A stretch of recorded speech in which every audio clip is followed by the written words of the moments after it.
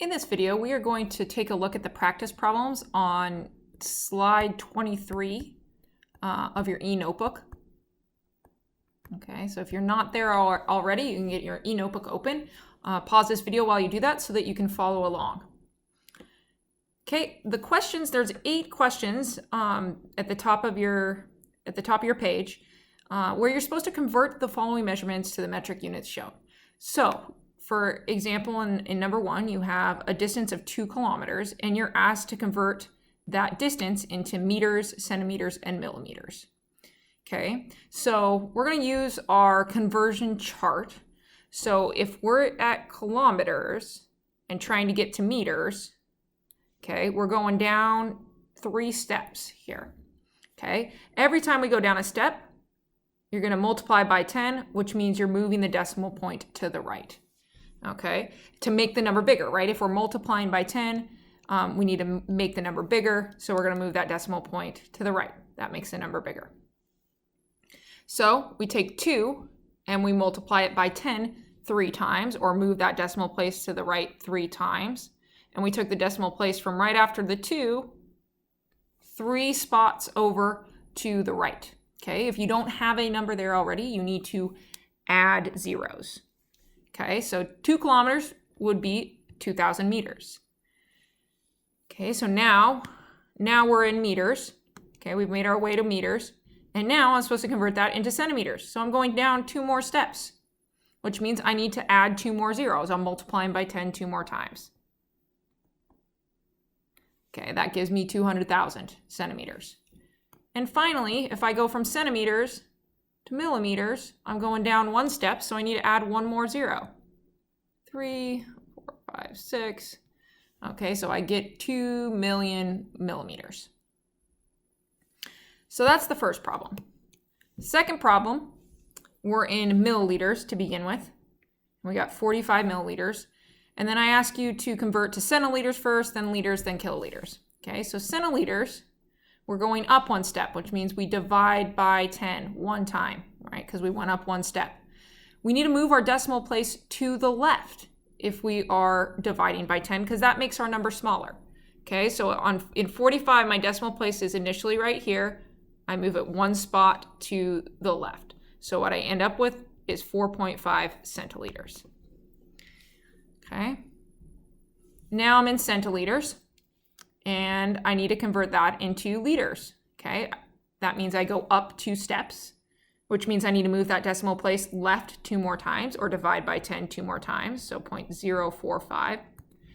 Just like when we were making our number bigger, moving our decimal place to the right, if we're moving our decimal place to the left and we go through a spot that doesn't have any numbers, we have to add a 0 there as a placeholder. Okay, from kiloliters, so we've gone from milliliters to centiliters, now we're in liters, in our base unit of liters. So we're going to go to kiloliters. That means we need to go up 3 steps, which means we need to move that decimal place to the left 3 more times and add zeros. Okay, so that would give me 0.00045 kiloliters.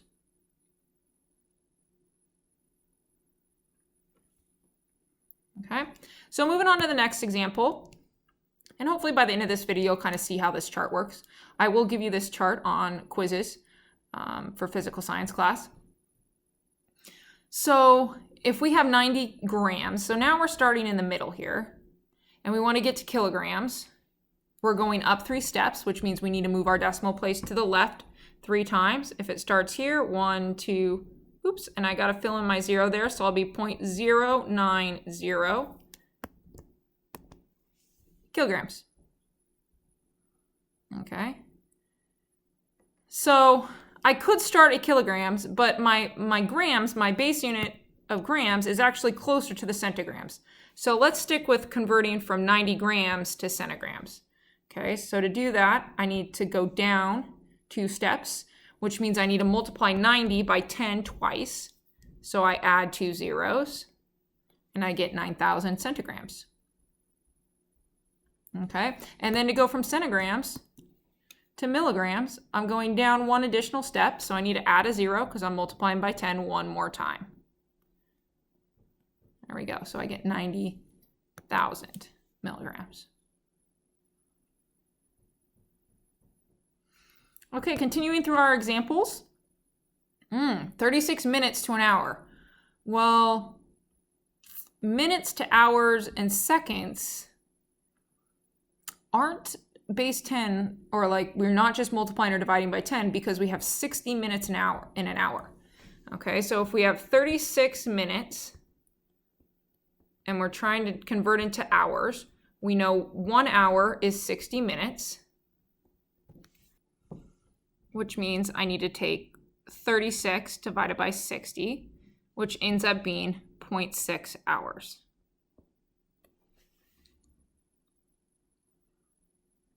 Okay, so if I want to go from 36 minutes to seconds, well, 36 minutes, well, I know there's 60 seconds in 1 minute. Okay, so you'll see here in both cases, I lined up my minutes so they canceled. And then this relationship is like the one that I know, that 1 hour equals 60 minutes, or that 60 seconds equals 1 minute. And then I put in those conversion factors in there. Okay, so 36, and I take 36 times 60, and I get 2,160 seconds. Okay, now going from seconds to milliseconds, we now find ourselves, because we're using the prefix milli, we now find ourselves back on our chart.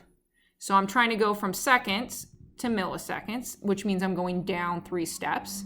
So I need to multiply by 10 3 times.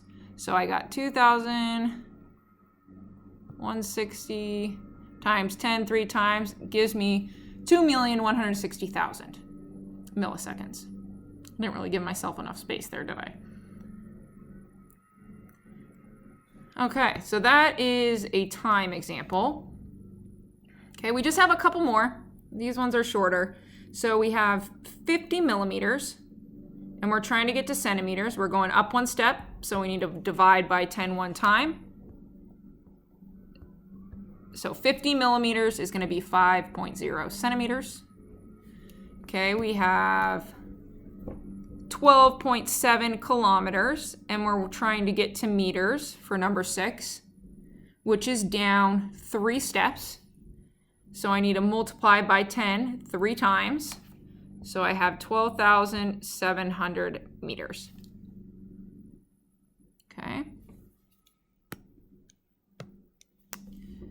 Number 7, I have 105 milliliters, and I'm trying to get to liters. I'm going up 3 steps, which means I'm moving my decimal point to the left or dividing by 10 3 times, and I end up with 0.105 liters.